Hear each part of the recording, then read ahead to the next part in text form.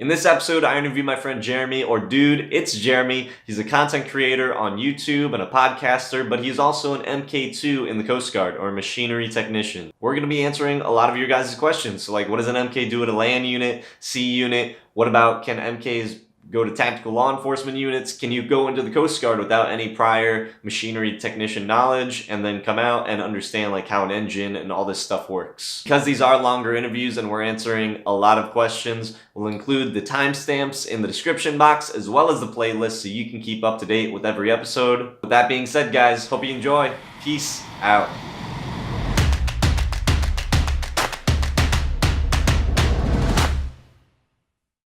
So someone says, I'm interested in either going BM or MK. What would you say would be the biggest differences between the two?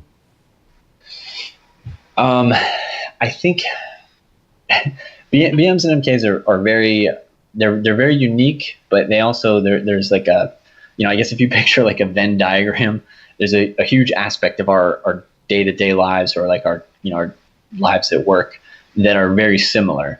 And that's what I was talking about, like being a boarding officer, being a boat crew member, like all of those things you'll see BMs and MKs, which is actually, it's a really good thing because I feel like you have different ways of thinking a little bit. And so you can kind of work with each other to solve like any problems or anything like that.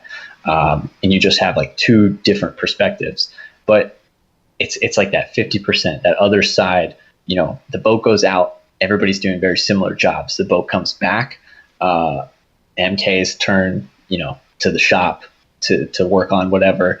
Whereas the BMs, they may go up, they may have chart corrections, they may have, they have such a wide range of things because BMs are also working in, some of them are the law enforcement officers at a unit. So they may be going up to clean guns, or do any maintenance on guns or anything like that. Or they may be going up to do, like I just said, chart corrections, assist, like especially with BM3s, like doing, they also have maintenance that they do. They maintenance a lot of the boat outfit, the gear that's actually on the boat. They maintenance that. A lot of the life-saving gear that's on the boat, they maintenance that, like EPIRBs or things like that. If anybody's familiar with that, life rings, those are all maintenance by BMs. So they're very similar in some ways, and they're very, very different in some ways. I think it's kind of difficult to sketch that out without seeing it or experiencing it on the job, if that makes sense. Okay, so someone coming into the Coast Guard as a non-rate, what would you recommend to them if they are deciding whether they want to go BM or MK? Oh man, I would say, I think that like the thing with BM and MK, the thing that everybody jumps to for BMs is driving the boat. The thing that everybody jumps to for MKs is turning wrenches. And I think that's a good starting point. If that's what you feel like you would like to do, I think that's a great starting point because everything beyond that is really going to depend on you. Like, because kind of like I was describing with that 4-year life cycle, you're going to be turning wrenches and things, and anything beyond that is totally up to you. How much more you want to learn about the MK world, or if you want to do 4 years and become a captain, and so you want to go BM. You can do your 4 years, you'll learn to drive, you'll learn things beyond that, but it's totally up to you how much of that you actually want to, I can't think of the word. Dive into. Yes, yeah, basically, how much of that you want to dive into. So I think that's what I would start with, is do I want to drive boats or do I want to turn wrenches? Mm-hmm. And then you'll kind of, if you narrow it down to one of those two, you'll be able to figure out the rest. Okay. Yeah, because I know that, once you start, that's a really good starting point that I think people should think about when they are deciding whether they want to go BM or MK. But then you also want to maybe think, if you want to make the Coast Guard a career, you don't want to choose the wrong rate and then find out 6 years in, like, oh, well, I should have gone the other rate because, I want to lead a small boat station or. Right. Okay. Yeah. So I also think another important thing to note is that the BM rate is primarily, it's hard to say this without, the BM rate is more prevalent at small boat stations, whereas MKs are more prevalent on cutters or afloat units. That being said, you can spend a lot of time in the Coast Guard as an MK at a land unit, at a station, or an ANT. There are tons of jobs available, but I think there's just more cutter jobs versus more land jobs as an MK. Whereas for a BM, there's more land jobs as opposed to cutter jobs. Yeah, and this next section that we're going to go into, like the daily life of an MK on various Coast Guard assets. I also know that a lot of MKs also do tactical work. Right. So do BM. So it's kind of like, that's where it's always going back to that BM versus MK thing. It's like, yeah. Where's the biggest differentiator if someone wants to choose whether to go BM, MK, because a lot of it does blend together. Yeah.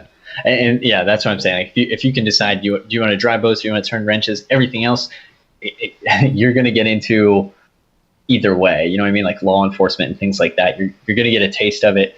It's like I'm in a unit where there's multiple MKs, and not all of us have pursued law enforcement as much as the others. But like for me, like I've been to a few fisheries schools. I like to get on all the boardings, get out there every single time because I really enjoy that side of things.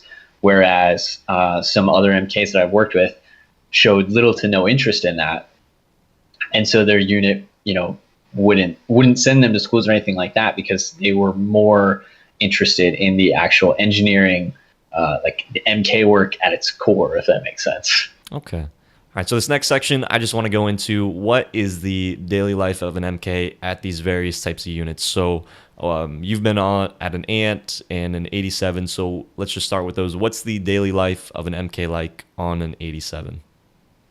So on an 87, it depends. It depends on the week. And I know you've had someone on before that talked about life on an 87. I don't know how much detail they got into, but basically you have different status weeks where you may be underway or you may be at the pier strictly there for maintenance and repair. So that's the biggest way to split it up from the get-go, I guess. So you have your weeks where you're at the pier the entire week. It's solely for maintenance. And those are huge, very busy weeks for MKs because we have this list of maintenance that has to be done, and we have to get, that's basically, we come into work, and that's exactly, we just start on that list right away, and that carries us through the entire day. It's just doing maintenance, and that could be anything from changing oil and oil filters to troubleshooting an issue. Like let's say last time we went underway, we had an issue with the AC. We may come in on Monday morning, and that's where we start, is with repairing that AC system. So that's really, those are like our weeks. Those are our weeks where MKs, you'll see us get very excited because we actually get to do what we went to school for, what we are trained to do, I guess. Okay. And during those weeks, we'll also do some training and things like that, but it's mostly like those weeks is where operations kind of take the back seat, and it's all about maintenance. And then once we get into those status weeks, the weeks where we're actually underway, that's where it's almost like complete opposite. We're underway, so that's when we're doing boardings, law enforcement. If we get cases, we'll run into search and rescue, things of that nature. And then as MKs, we're maintaining everything else that everyone else is on the boat, like watch, crewman of the watch, engineer of the watch, things of that nature. But when it comes to doing maintenance or repairs or anything, it's only if there's an issue that comes up while we're underway. An oil filter, whatever, broke, and now we're leaking oil. That's where all the MKs, we rush in there, take care of that, whatever. Or at the end of the day, we're like, hey, something hasn't been running right. Let's take a look at that. So MKs will get together, in the evening and do that kind of thing. But it's almost like it's just like a complete 180 of each other between those maintenance weeks and those underway weeks. Okay. And what is an MK do on a larger cutter? On a larger cutter, I think it's the same idea. I haven't been stationed on a large, so everything that I'm saying, I'm speaking on behalf of like others' experiences. But it's similar, except with less operations. Like you have MKs that are doing law enforcement and things like that, but you also have more people at the unit. So you have a lot of people, even if, a couple people go out for boardings, there's still the whole rest of the department that's there to do maintenance and anything like that while they're underway. Whereas for us, in 87 only has a crew of a dozen or so. So if 2 MKs go out for boardings, that's almost the entire department. You know what I mean? Mm-hmm. So I think it's very similar. You just have more people on a larger cutter, so you're able to do more engineering things. Okay, and then on larger cutters, you also have more like non-rates and stuff like that. You have like dedicated MEs, stuff like that. Yeah. That's also a really good point. You have dedicated MEs. You have same thing. You have more MKs. You also have more BMs to take care of operations and things like that.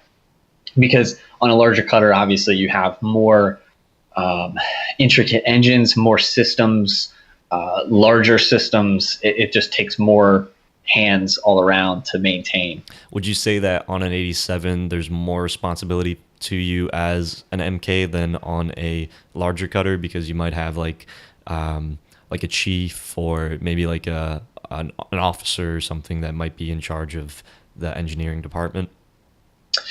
I think it's possible, but without experiencing it, I can't say for sure.